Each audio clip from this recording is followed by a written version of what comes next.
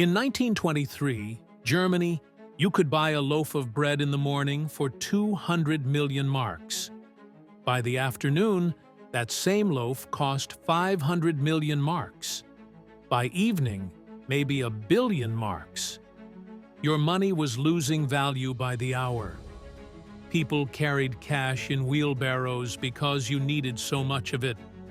Workers demanded to be paid twice a day so they could rush out and buy things before the money lost more value. A postage stamp cost billions of marks. If you had savings, they became worthless in weeks. This is hyperinflation, and it doesn't happen overnight. There are warning signs, specific patterns that appear in the months and years before a currency completely loses confidence. Rome's denarius showed these signs. Weimar Germany showed them. Zimbabwe showed them. Venezuela showed them. And here's what makes this pattern interesting. The warning signs are surprisingly consistent across completely different civilizations, economic systems, and time periods. Whether you're talking about ancient Rome debasing silver coins or modern Zimbabwe printing $100 trillion notes, the same 3 warning signs appear before the currency collapses. So what are these signs? And more importantly, which currencies are showing them right now? Because if the pattern holds, and I'm going to show you it holds across 2,000 years, then we can identify which countries are heading toward currency crisis before it happens. We can see it coming. The question is whether anyone can stop it once the signs appear. Let's dig into a few questions. First, what are the 3 warning signs that consistently appear before currency confidence collapses? Can we identify them clearly across different civilizations? Second, why do these specific signs predict currency collapse? What's the economic mechanism that connects them to hyperinflation? Third, can a currency recover once these warning signs appear? Or is collapse inevitable at that point? And fourth, which major currencies are showing these warning signs today? And what does the archaeological record suggest happens next? Cool. Let's start excavating. Let's start with Rome, because the Roman denarius gives us maybe the clearest early example of currency debasement leading to collapse. The denarius starts around 200 BC as a silver coin with about 90 to 95% silver content. It's stable, trusted, the currency of the Mediterranean world for centuries. But then Rome's expenses increase.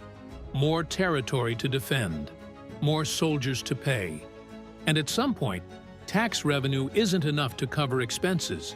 So Rome starts debasing the currency. They reduce the silver content. At first it's subtle, maybe drop from 95% to 90%. Most people don't notice, but then it continues.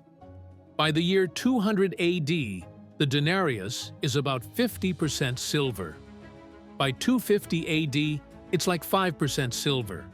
Basically, copper with silver plating. And here's where the 3 warning signs appear. Warning sign 1. The government is minting money to cover structural deficits.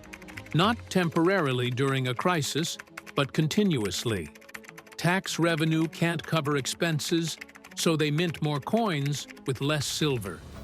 This is fiscal deficit monetization. Warning sign 2. Parallel markets emerge. People start distinguishing between old high silver coins and new debased coins.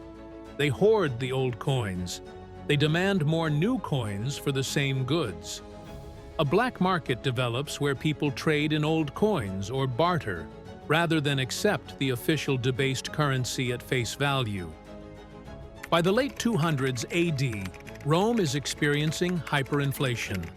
The crisis of the 3rd century, roughly 235 to 284 AD, is partly a currency crisis. Rome eventually stabilizes under Diocletian with currency reform. They give up on the denarius and create a new system. But the denarius, as a trusted currency, is finished. The pattern: government prints to cover deficits. Parallel markets emerge. Velocity increases. Currency loses confidence. Let's jump to Weimar Germany, because this is the most famous hyperinflation in modern history. World War I ends in 1918. Germany loses. The Treaty of Versailles imposes massive reparations. Germany has to pay billions in gold marks. Their economy is devastated. They can't make these payments through taxes or borrowing, so they print money. At first, this seems manageable. 1919 through 21, there's inflation, but not catastrophic. But then, the warning signs appear. Warning sign 1. Fiscal deficit monetization becomes structural. The government isn't just printing temporarily. They're printing continuously because they fundamentally can't cover expenses any other way. Warning sign 2. Parallel markets emerge. By 1922, people in Germany are increasingly transacting in foreign currency. Dollars, pounds, anything stable. Black markets develop.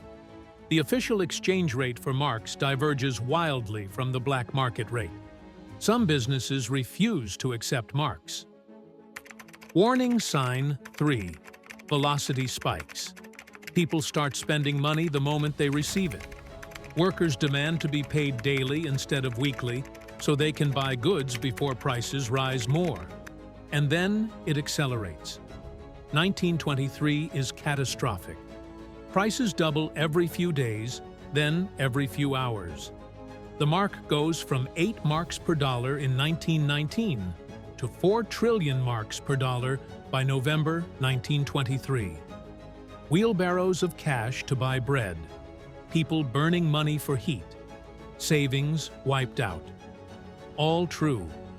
Germany stabilizes by introducing a new currency, the Rentenmark, backed by land and real assets. They basically admit the old mark is worthless and start over. 3 signs, same order. Deficit monetization, parallel markets, velocity increase, collapse. Zimbabwe and Venezuela follow the pattern exactly.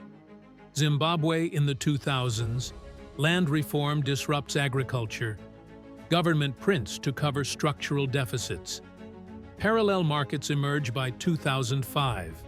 People transact in US dollars or South African rand. Velocity spikes by 2007.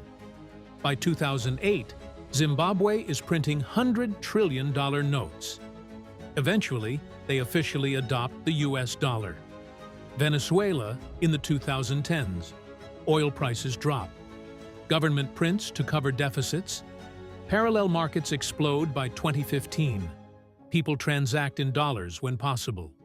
Velocity spikes by 2017. By 2018, Venezuela is in hyperinflation. The bolivar becomes effectively worthless. Same pattern, same 3 signs, same outcome. All right, so let's break down why these 3 specific signs predict currency collapse. Warning sign 1. Government printing money to cover structural deficits. The key word is structural. Governments print during crises all the time. The US printed a lot during World War II and didn't get hyperinflation. But when printing becomes structural, when the government fundamentally can't cover expenses through taxation or borrowing and relies on printing continuously, that's different. Why does this lead to collapse?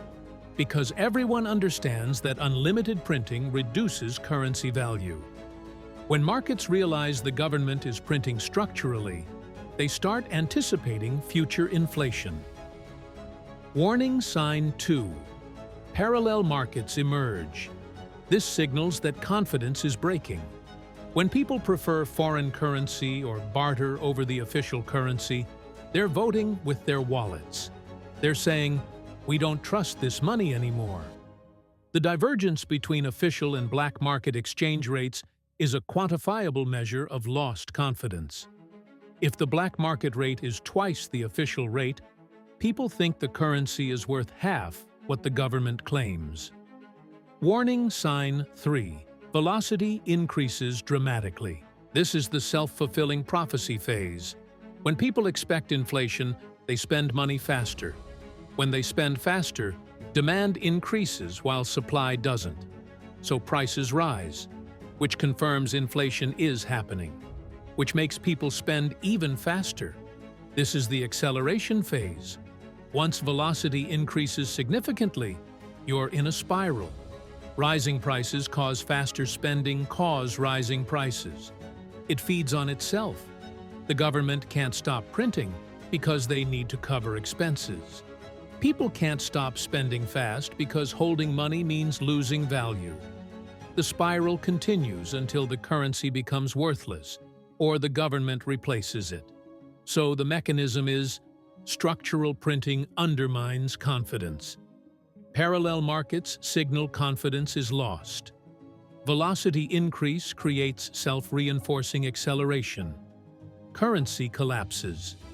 So which currencies are showing these warning signs today?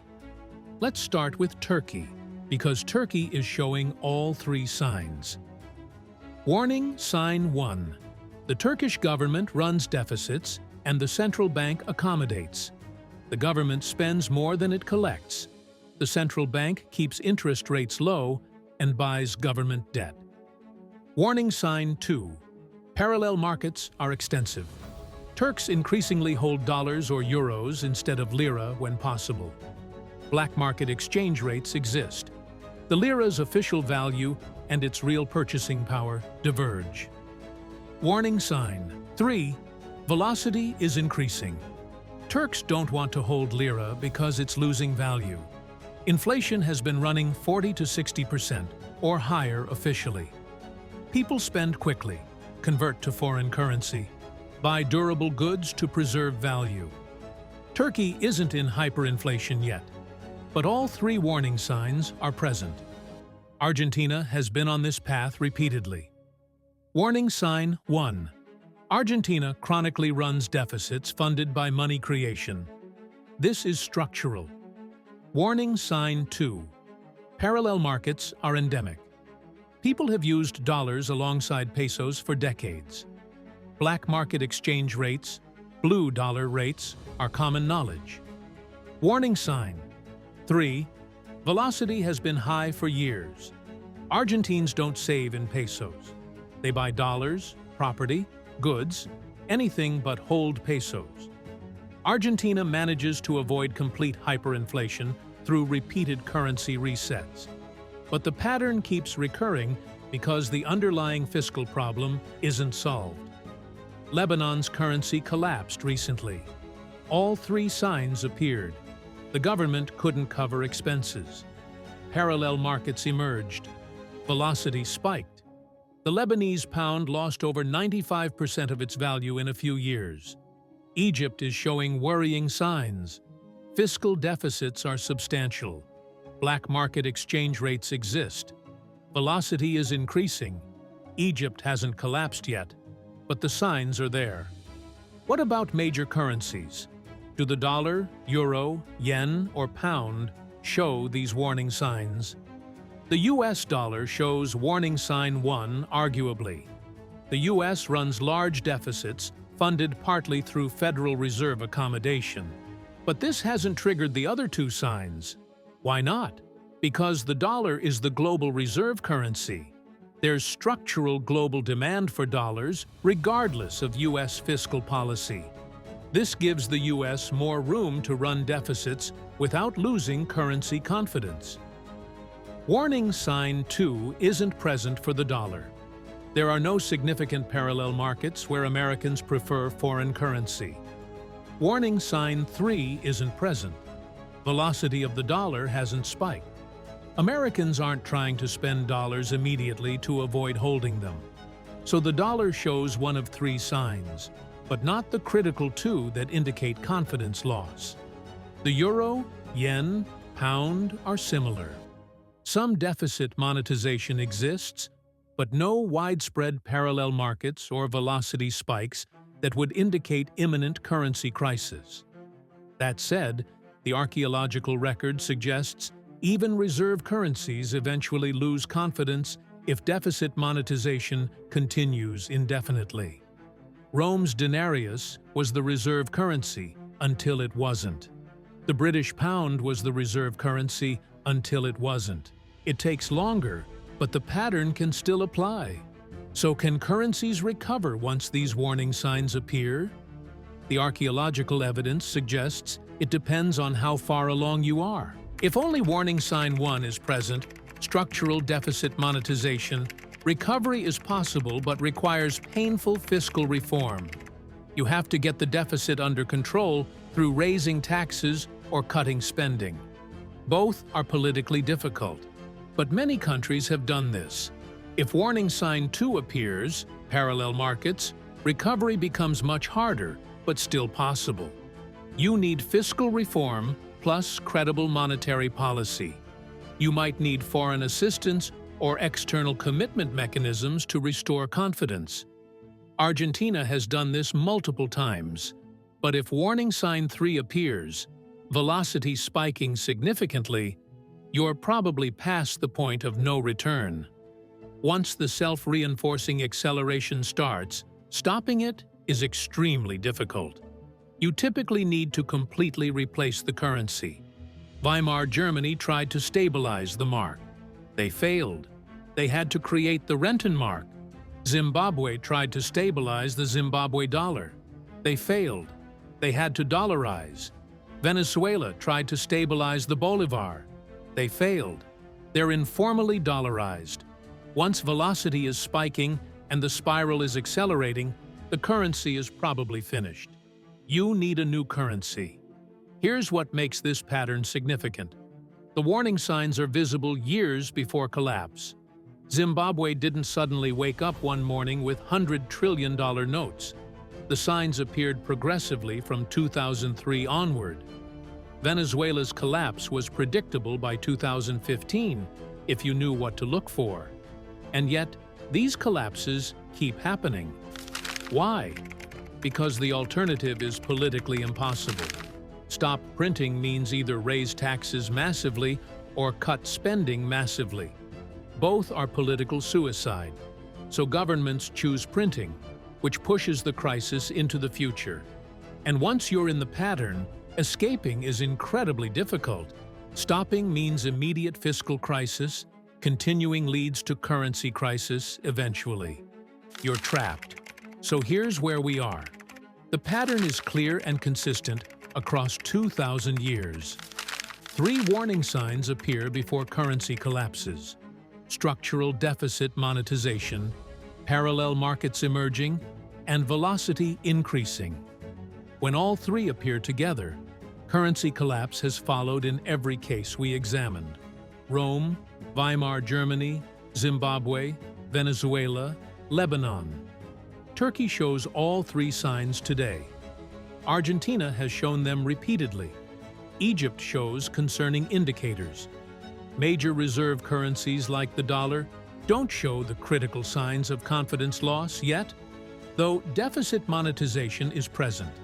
But the historical record shows even reserve currencies eventually lose confidence if deficit monetization continues indefinitely. Rome's denarius was the reserve currency until it wasn't. The British pound was the reserve currency until it wasn't. Can currencies recover once the signs appear? Yes, if you're early enough. Before velocity spikes, painful fiscal reform can work. But after velocity accelerates, you typically need a new currency. That's what the archaeological record shows. The critical question isn't whether the pattern exists. 2,000 years of evidence confirms it does. The question is whether countries showing all 3 warning signs today can implement the painful reforms needed to break the cycle, or whether we're watching the same pattern play out again. The signs are there. The historical precedent is clear. What happens next depends on whether governments act before reaching the point of no return. If you found this interesting, give it a like. If you think these warning signs don't predict currency collapse, despite appearing before every modern hyperinflation, the comments section awaits. And if you want to watch me dig through more patterns that keep repeating across civilizations, subscribe. Thanks for watching.